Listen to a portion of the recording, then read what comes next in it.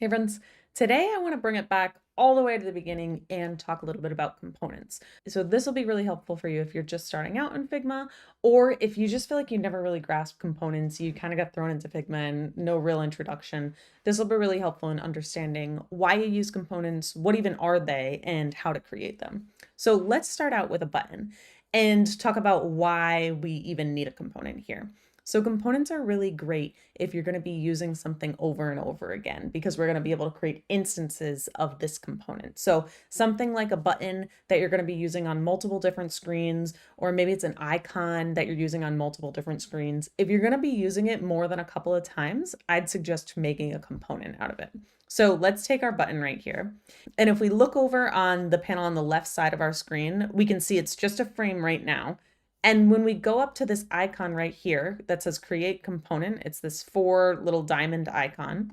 When we click on that, you can see it's a component now because it's now has that 4 little diamonds and it's purple. So if something is purple with this diamond, that means it's a component, compared to if it's not a component, it's not going to be in purple with the diamonds. So we have our component here, and let's make an instance of it. So there's a couple of different ways to grab an instance. What I like to do, if my component is right in front of me on the same page, I will hold down Option as I drag, and now that's creating an instance for me. And I can tell this is an instance back over on our layers panel because it's a diamond, but it doesn't have the 4 little diamonds within it. It's just an empty purple diamond here. So that's how I know it's an instance. The other way that you can grab an instance is if you go to the Assets panel, and once something is a component, you can search for it in the Assets panel. So if I search for button, now my button's going to appear and I can drag that out. The other way too, there's a ton of different ways. If you wanted to go to Shift I, that'll bring up our components panel here. And I again type in button and it's right there. Perfect. So a couple different ways to get your instance. Now, why would we want to have this as a component in the first place? Let's again go back to reusing things. So the great thing about having this button as a component is that what if one day somebody comes up to me and says, hey, sick button, but it should be green. And I'm like, oh, cool. I can make it green from my component level. So let's do it right here. And it changes all of the instances, as opposed to if these weren't components, I would have to go into each individual button and change the color from there. And the same thing goes for if I wanted to change the text size. And this doesn't have auto layout applied, which is a whole nother thing, but that's why it's not resizing with the button. But you can see that the text on here changed in all 3 of these instances as well. So anything that you change on this button, even if I were to add like a rectangle in here, it's now adding it to all my instances. And even if I go into one of these instances and say, actually, I want this to be a red rectangle. This is the most beautiful design I've ever made. And I want this to be an extra bold font. What I can do here is now go up into the panel in the right, and where it says the button drop down, that's how I know that's the component that it's coming from. I can go right to these 3 extra dots and I can say push all changes to main component. So I can take everything that I've done on this instance and say, actually, I want these to all happen again on my main component. So this is helpful if you end up making a change on one of your instances and say, actually, that's how I want everything to look.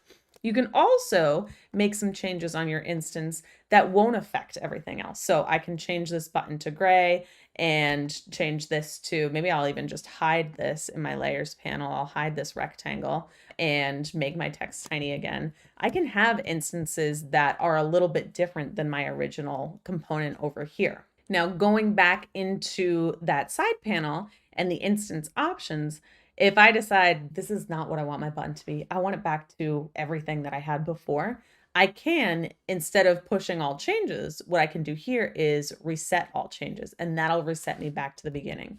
Or if I only want to reset specific things like the fill and say there's a bunch of other changes that I've made on here, but I don't want those to push through, I can select exactly which changes I want to bring back from the original. So here I'll reset fill and my button text will stay the same size and the red rectangle is still hidden again. So you can do lots of different things with the instances. One more thing that you can do with the instance is detach the instance. So if you decide, I don't want you related to the original button at all, I want to do my own thing with you. Maybe you're creating a whole new button and you want something to start off of. You can detach the instance. So you can do that right in that side panel like I showed. So that was right up here, detach instance.